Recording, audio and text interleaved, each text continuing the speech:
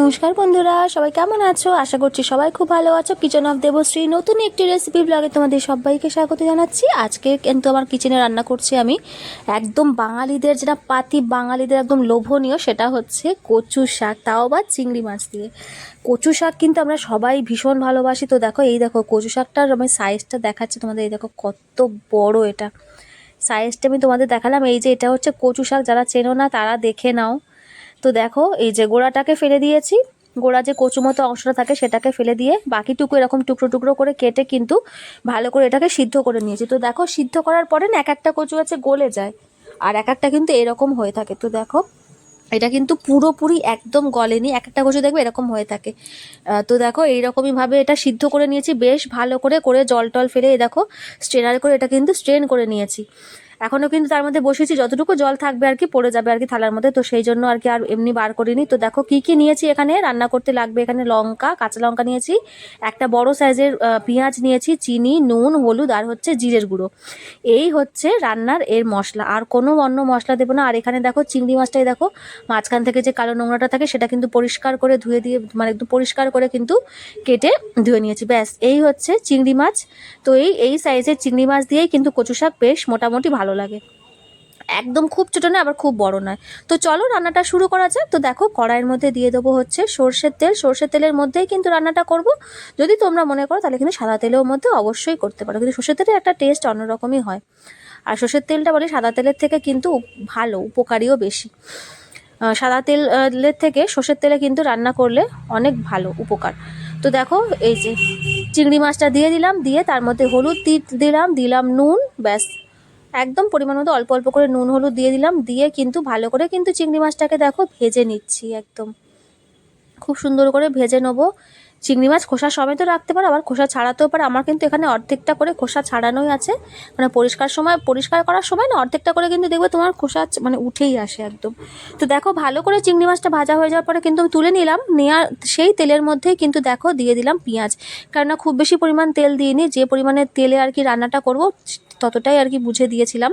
তো তোমরাও ঠিক সেরকমই করবে, মানে পোড়া তেলটা মানে আবার ইউজ না করাই ভালো, যতটা কমে করা যায় ততটাই ভালো। তো দেখো, পেঁয়াজটা ভাজা ভাজা করে নিলাম, তার মধ্যে লঙ্কাগুলো দেখো কুচি কুচি করে দিয়ে দিয়েছি কেটে কেটে মাঝখান থেকে। তো এটাকে ভালো করে একটু ভেজে নেবো, নিয়ে তারপরেই কিন্তু দিয়ে দেবো হচ্ছে এই যে কচু শাকটা। কচু শাক প্রিয় নয় এমন মানুষ পাওয়া কিন্তু খুব দুষ্কর। কচু শাক আমাদের চিংড়ি মাছ দিয়ে, মানে চিংড়ি মাছ আর কচু শাক হচ্ছে ওতপ্রোতভাবে জড়িত।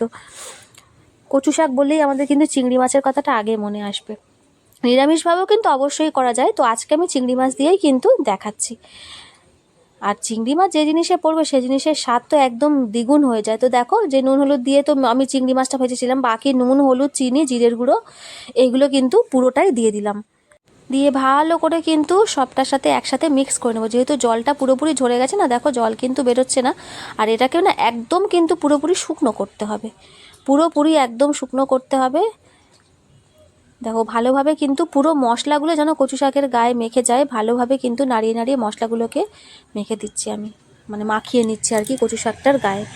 কচু শাক গরম ভাতের সাথে যদি এই চিংড়ি মাছ দিয়ে কচু শাক পাওয়া যায়, আর অন্য কোনো তরকারির দিকে তোমার ফিরে তাকাতেও ইচ্ছা করবে না, এই পদটি এতটাই সুস্বাদু হয়।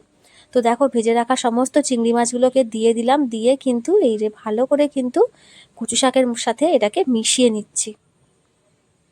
ব্যাস, মোটামুটি মেশানো কমপ্লিট। তাই এটাকে কিন্তু গ্যাসের ফ্লেমটা একটু মিডিয়াম করে, খুব হাই দিলে আবার নিচটা পুড়ে যাওয়ার সম্ভাবনা থাকে, একটু মিডিয়াম করে তারপরে কিন্তু এটাকে অনবরত নাড়িয়ে নাড়িয়ে কিন্তু একদম শুকনো করতে হবে। কারণ তা নাহলে যদি এটা জল থাকে না তাহলে কিন্তু গালে লাগার, মানে গলা চুলকানোর একটা সম্ভাবনা থাকে আর কি। তো যার জন্য আর কি ওটাকে সিদ্ধ করে ফেলে দেওয়া হয়, দিয়ে ভালো করে শুকনো শুকনো করে।